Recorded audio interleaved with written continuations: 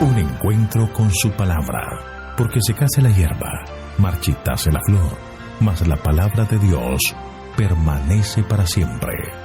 Con ustedes, el doctor José Ricardo Arias Quintero.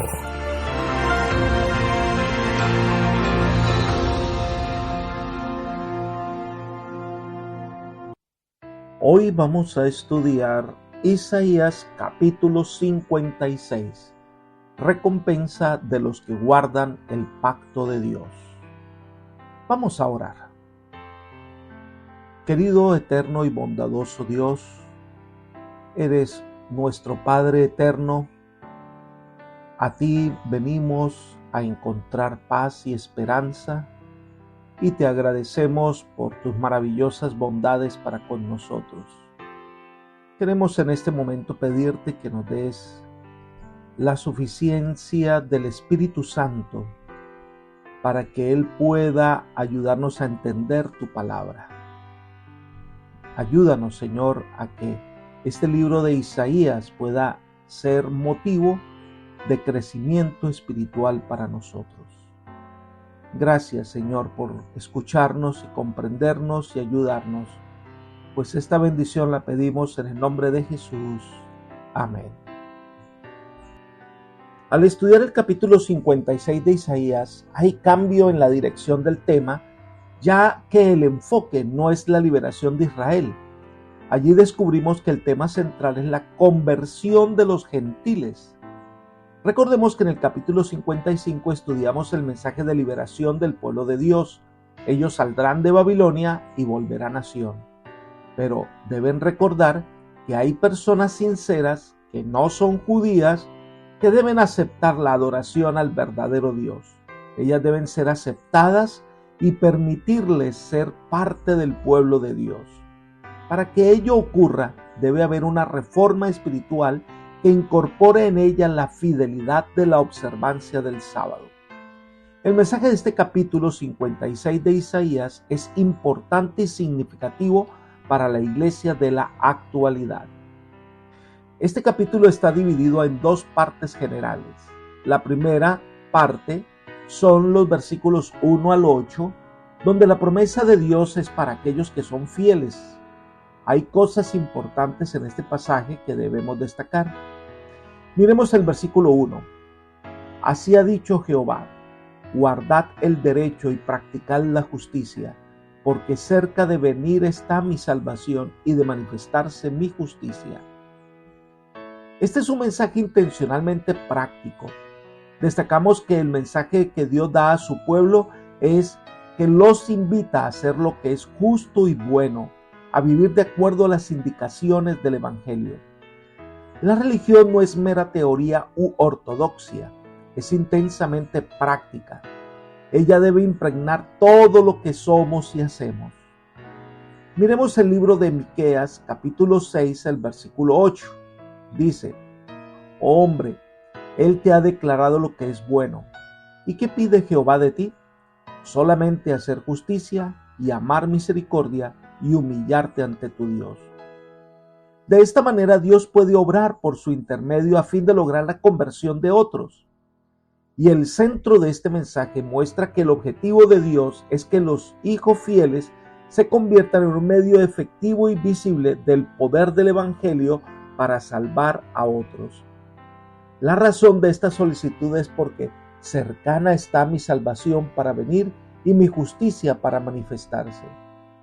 La hora de salir de Babilonia está cercana, pero Israel debe cumplir con los requerimientos divinos. Y entonces verán la gloria de Dios, verán la libertad de Dios. La salvación se habría manifestado en el cumplimiento de las gloriosas promesas de hacer de Israel un poderoso instrumento en las manos de Dios para la conversión del mundo. El Evangelio no era solo para los judíos, sino para todos los hombres.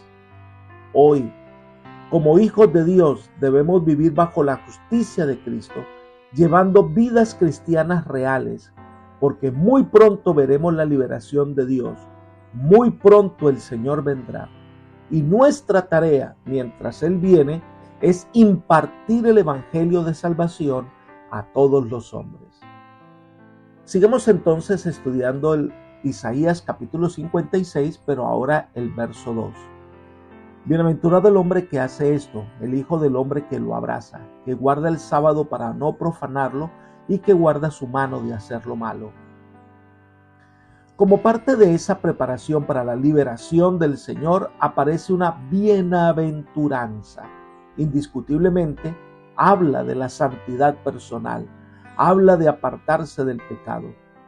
Pero esa santidad personal debe llevarlo a la obediencia, y esa obediencia lo hace feliz al observar con devoción y alegría el sábado, día de reposo bíblico.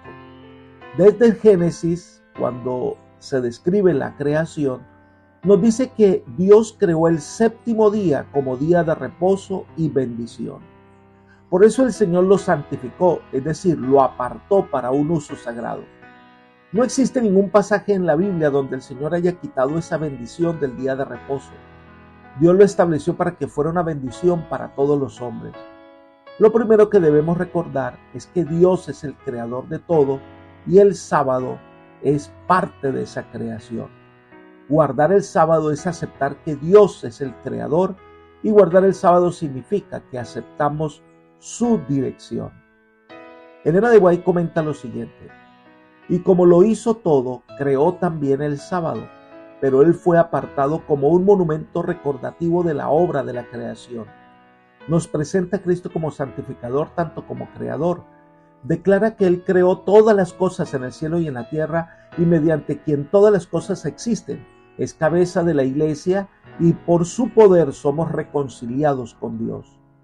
Porque hablando de Israel dijo: diles también mis sábados, que fuesen por señal entre mí y ellos, para que supiesen que yo soy Jehová que los santifico, es decir, que los hace santos. Entonces el sábado es una señal del poder de Cristo para santificarnos. Es dado a todos aquellos a quienes Cristo hace santos. Como señal de su poder santificador, el sábado es dado a todos los que por medio de Cristo llegan a formar parte del Israel de Dios. Libro El deseo de todas las gentes, página 255. Es interesante que en medio del llamado a hacer justicia y a permitir que los gentiles sean parte del pueblo de Dios, el Señor haya dado un mensaje especial con respecto a tener el sábado en gran estima. Es más, si todos los hombres y naciones hubiesen sido fieles en cumplir este mandato, las cosas en el mundo serían diferentes. Miren el siguiente comentario. Por eso, es decir, para que esta verdad no se borrara nunca de la mente de los hombres, instituyó Dios el sábado en el Edén, y mientras el ser, Él nuestro Creador, siga siendo motivo para que lo adoremos, el sábado seguirá siendo señal conmemorativa de ello. Si el sábado se hubiese observado universalmente, los pensamientos e inclinaciones de los hombres se habrían dirigido hacia el Creador como objeto de reverencia y adoración, y nunca habría habido un idólatra, un ateo o un incrédulo. La observancia del sábado es señal de lealtad al verdadero Dios que hizo el cielo y la tierra y el mar y las fuentes de agua. Resulta pues que el mensaje que manda a los hombres a adorar a Dios y guardar sus mandamientos los ha de invitar especialmente a observar el cuarto mandamiento. Libro El conflicto de los siglos, página 433. En estos últimos días, cuando esperamos la intervención divina y el establecimiento de su reino, somos invitados a observar el día de reposo del Señor con amor y fidelidad. En los versículos 3 al 5, el llamado se extiende a los extranjeros. Dice: que el extranjero que siga a Jehová no hable diciendo: me apartará totalmente Jehová de su pueblo, ni diga al eunuco: he aquí yo soy un árbol seco, porque así dijo Jehová: a los eunucos que guarden mis sábados, que escojan lo que yo quiero y abracen mi pacto, yo les daré un lugar en mi casa y dentro de mis muros, y un nombre mejor que el de hijos e hijas. Les daré un nombre permanente que nunca será olvidado. Tenemos aquí unos elementos valiosos que no podemos pasar por alto. Número 1. Aquellos que siendo babilonios, medopersas, griegos, acepten al Señor en su corazón, pues deben ser aceptados en la comunión del pueblo de Dios. El Señor es Señor de todos. En segundo lugar, el converso gentil no debía sentirse inferior en ningún aspecto a los judíos de nacimiento. Ambos deben compartir por iglesia los privilegios y responsabilidades de lo que significa ser parte del pueblo de Dios. En tercer lugar, para muestra del gran amor de Dios por los hombres en general, habla de los eunucos. Recordemos que los eunucos, por su condición, no podían servir en el templo, estaban excluidos. Pero el Señor, al mencionarlos, muestra que Dios amaba y aceptaba a las personas sin distingos de ninguna clase. No deben sentirse abandonados por Dios, ni despreciados, ni olvidados en Israel. En cuarto lugar, la promesa del Señor es darles un nombre nuevo y permanente. Uno de los conceptos de felicidad entre los hebreos era tener bastantes hijos y de esta manera aseguraba que su nombre se perpetuase. Pero el eunuco no tiene hijos, pero Dios le promete escribir su nombre en el libro de la vida y allí permanecerá para siempre. Esto enfatiza que nadie está excluido de la gracia divina. Dios quiere salvar a todos los seres humanos. El Señor no se fija en defectos físicos, por el contrario, a todos promete restauración. Ahora, estos extranjeros deben cumplir 3 requisitos, que son los que aparecen en el versículo 6. Y los hijos de los extranjeros que sigan a Jehová para servirle, que amen el nombre de Jehová para ser sus siervos, a todos los que guarden el sábado para no profanarlo y abracen mi pacto. Miren, estos 3 requisitos son: guarden el día de reposo. Esto desmiente la teoría que afirma que el sábado era meramente para los judíos. Aquí están incluidos los no judíos y era requisito demostrar fidelidad al Señor. En segundo lugar, dice: escojan lo que yo quiero, es decir, que elijan lo que agrada al Señor. ¿Y qué agrada al Señor? Un corazón sumiso, un corazón humilde, un corazón dispuesto a ser limpiado por el pecado. Y en tercer lugar, que abracen mi pacto, es decir, que estén dispuestos a entrar en una relación de amor con Dios, que hagan a Dios el centro de su vida. Como resultado de hacer estas 3 cosas, Dios entonces les hace unas maravillosas promesas, versículos 7 y 8. Yo los llevaré a mi santo monte y los recrearé en mi casa de oración. Sus holocaustos y sus sacrificios serán aceptados sobre mi altar, porque mi casa será llamada casa de oración para todos los pueblos. Dice Jehová el Señor, el que reúne a los dispersos de Israel. Aún reuniré en él a otros, junto con los ya reunidos. Encontramos en este pasaje cosas interesantes. Por ejemplo, número 1, los llevaré a mi santo monte, es decir, serán habitantes de Israel, serán parte del pueblo de Dios. Número 2, tendrán un nuevo nombre. En Apocalipsis se nos dice que los vencedores recibirán un nombre nuevo, escrito en una piedra blanca, es decir, un carácter nuevo, una permanencia total al lado del Señor, una eternidad con Dios.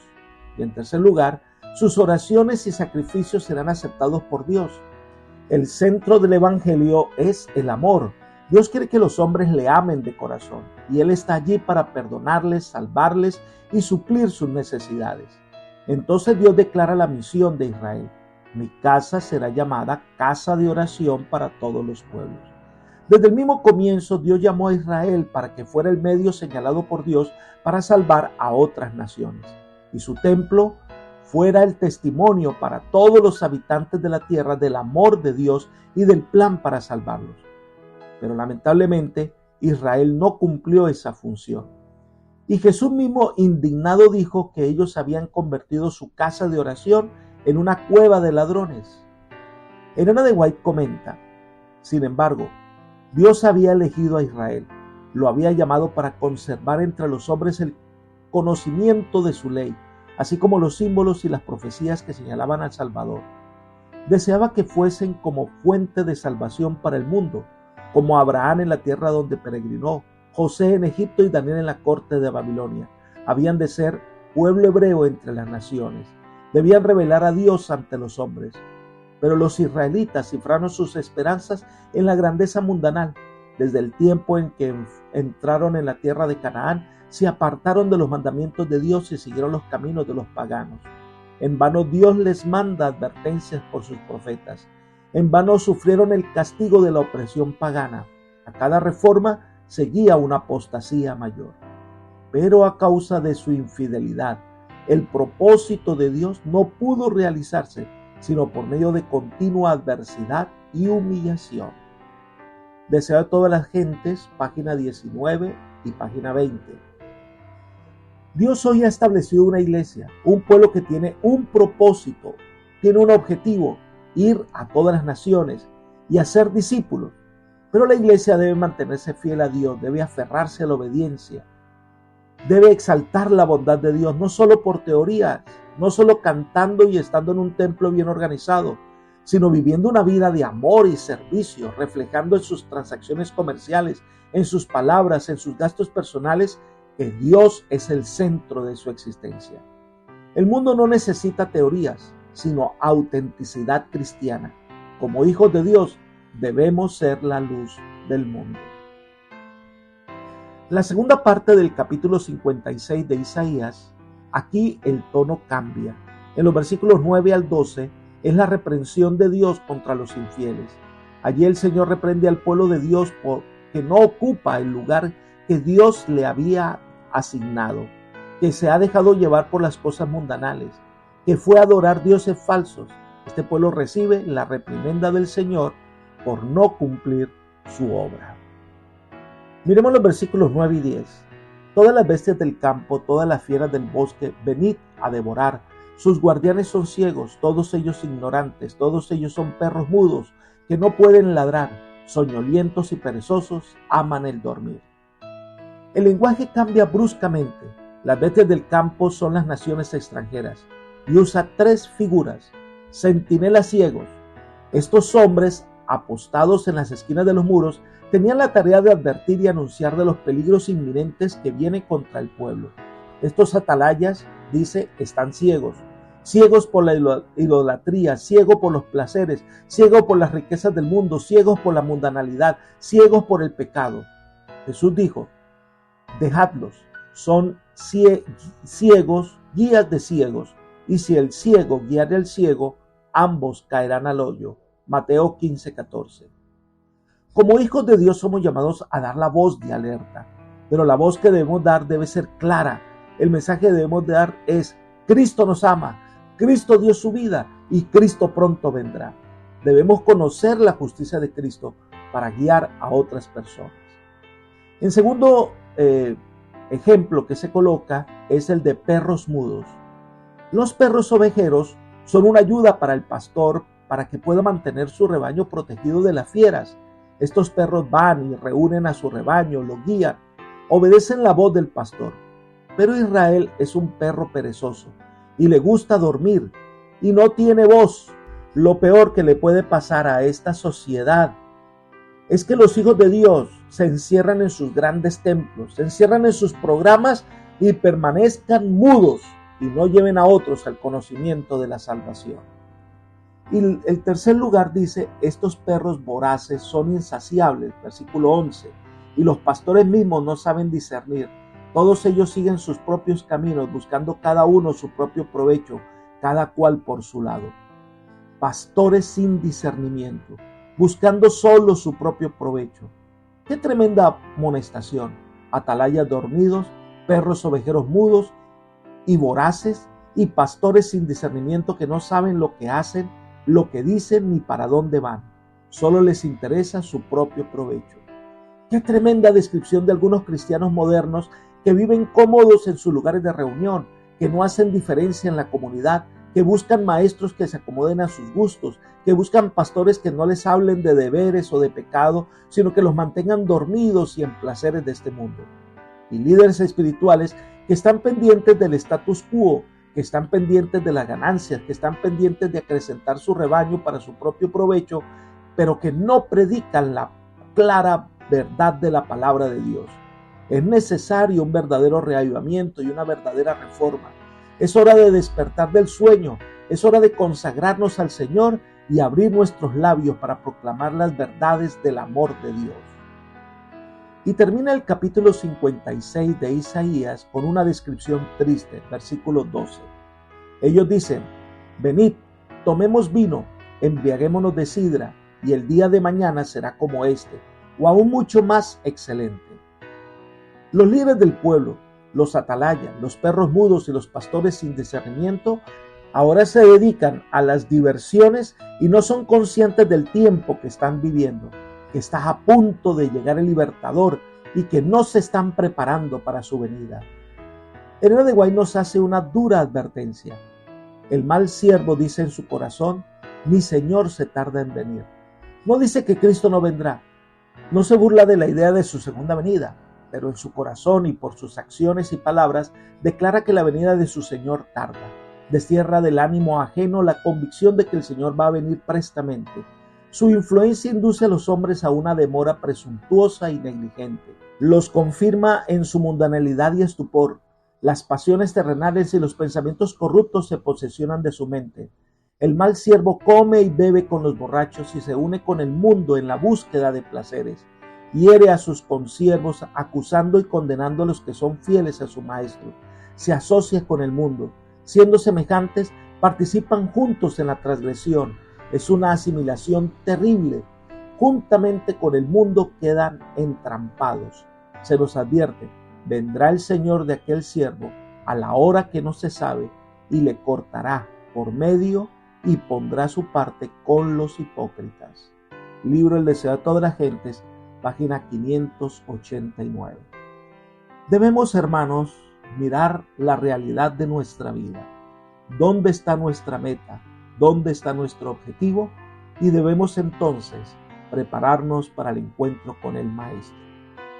Apreciado amigo, hermano o hermana, Dios nos hace hoy un llamado a venir ante su presencia.